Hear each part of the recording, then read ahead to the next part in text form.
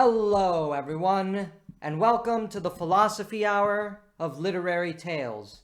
I'm your host, Paul Krause, and in this episode we begin a series exploring the philosophy of the great Greek sage Aristotle. And in this episode, we turn to his Metaphysics by giving context to understanding this great work.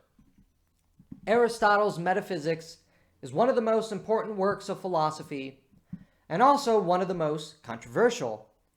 In the work, Aristotle lays out his famous four causes. Ultimately, Aristotle is interested in establishing a systematic doctrine of epistemology. What is knowledge, and how do we know what we claim to know? Many people often misunderstand Aristotle's basic argumentation, as well as his general epistemology.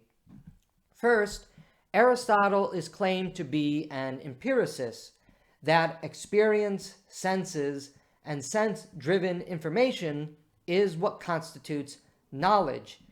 And empiricism here contrasts to rationalism, the idea that rational thought and inquiry is the basis of what constitutes knowledge. This is somewhat misleading.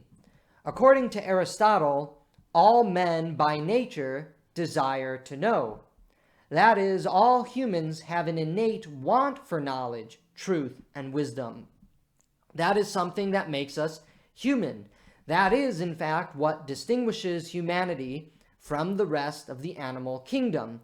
This desire to know and our ability to come to know. Aristotle argues that sensation and experience as evidence for man's desire for natural knowledge is what results in this pursuit of knowledge, but he also argues that the human race lives by the art of reasoning. Again, quote, "The human race lives also by the art of reasoning." Therefore, in Aristotle, you have a unity of the empirical model of experience and senses, sense-driven information, that is what causes us to have that innate want for knowledge in the first place. But he also states that we are capable of the art of reasoning and rational inquiry. Again, Aristotle is a hylomorphist. He unites, he seeks to have union with all things in order to drive and complete his philosophy. Aristotle builds from Plato rather than reduce from Plato. There is often this misleading presentation of Aristotle as somebody who was opposed to Plato. This is generally no longer held within the philosophical academy and tradition of scholarship. It is now widely recognized that Aristotle builds from Plato rather than reduces from Plato. It is not so much innate ideas that we have per Plato, but instinctive appetites. And if you are familiar with the idea of innate ideas, you can see how this Aristotelian concept of instinctive appetites isn't actually a thoroughgoing rejection of Plato. It is an alteration of the idea of having something innate or instinctive to us. The innate instinctive appetites propels our search for knowledge. In fact, Aristotle even states that he builds from Plato, insofar that he interprets Plato's philosophy as really being about the material cause and the formal cause. Plato's problem was that he simply identified two causes instead of the four causes of Aristotle that we will cover in another episode.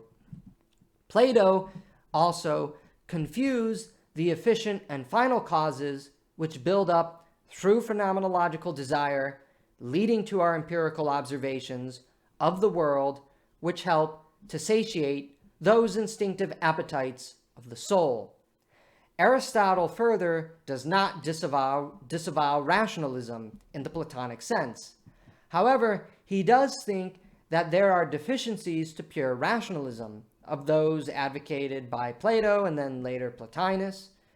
Aristotle, again, is a pluralist in his metaphysics and ontology, represented by his doctrine of hylomorphism, that matter and form are united and essential to the understanding of man and the universe instead of just form, Plato, or just matter, the Ionian metaphysicians.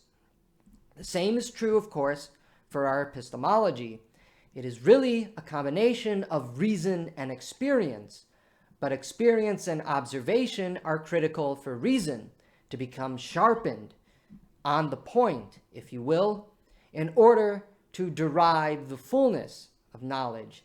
Experience is the first cause of knowledge. Rationalism, reasonable inquiry, is what allows us to better understand our experience. As he states, experience seems in no respect inferior to art, and men of experience succeed even better than those who have theory without experience. Notice what he says there. Theory without experience. Theory with experience, therefore, is what Aristotle is advocating, or we might say experience from which a plausible theory is created. The arts are not an intellectual endeavor. Rather, they are a lived endeavor with concrete ramifications for life. They are to be experienced rather than simply abstractly thought about in the mind. So here you see Aristotle laying the groundworks for experience as the cornerstone and the foundation for his metaphysics and epistemology.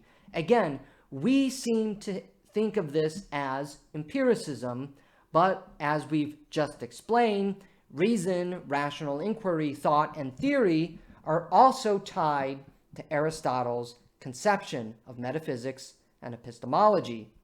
The claim that men of experience succeed even better than those who have theory without experience is Aristotle's way of claiming that experience, which comes from the senses, enhances reason, and that reason, when drawing on experience, is cultivated by it. Therefore, we also see in Aristotle that experience, empiricism, cultivates and enhances reason. Again, it is incorrect to simply say that Aristotle was an empiricist, that he rejected Platonic rationalism. He embraces an element of Platonic rationalism, but he thinks that rationalism needs to be enhanced, that it needs to be cultivated and made better than the speculative theories given to us by Plato. And this enhancement of reason comes about through experience.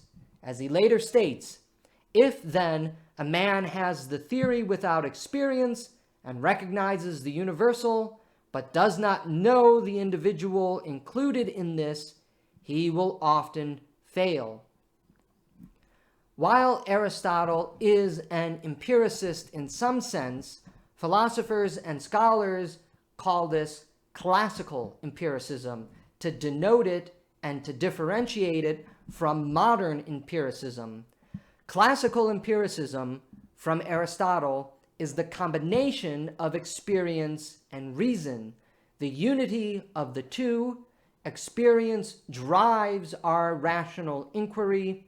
Experience enhances our rational inquiry.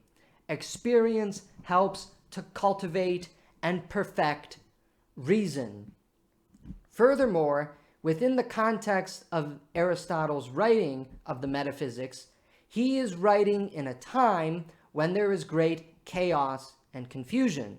Again, it is essential to remember that the birth of classical philosophy, which we associate with Socrates, Plato, Aristotle, and their successors and students, comes about in a time of great turmoil, turbulence, and unrest. The city of Athens, in particular, had just fallen into demagoguery and tyranny. It unjustly put Socrates to death. Its great empire had been demolished. the Greek city-states, despite the bloodletting of the Peloponnesian War, are now at war with each other yet again. This is the moment in history of the Theban hegemony and ascendancy, where the great city-state of Thebes is at war with Sparta. The sophists are running rampant, controlling the city. Confusion and chaos is running amok. And in this confusion and chaos, Aristotle is emerging, just as Plato had emerged earlier, to try to bring comprehensive knowledge, understanding, and order to a world that seemed to be in constant chaos. Metaphysics, which means first principle, is Aristotle's gift to philosophical order and intellect.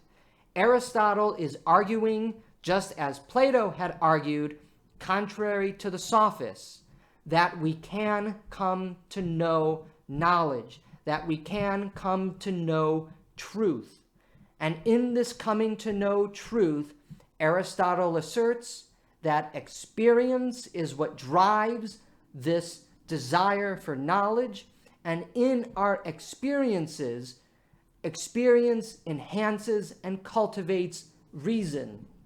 Plato gave us the beginnings of the journey to order and knowledge, but Aristotle thinks that Plato did not go far enough, or that Plato's philosophy was ultimately insufficient. Rather than rejecting Plato, however, Aristotle built from Plato. Aristotle is asserting in the Metaphysics that once we have full experience, which cultivates a fuller rationality, we will begin to understand the four causes: the material cause, the formal cause, the efficient cause, and the final cause, which are a result of our experiences and rational inquiry drawn from those experiences that helps us to differentiate the different causes. And in our next episode, we will cover the four causes in detail.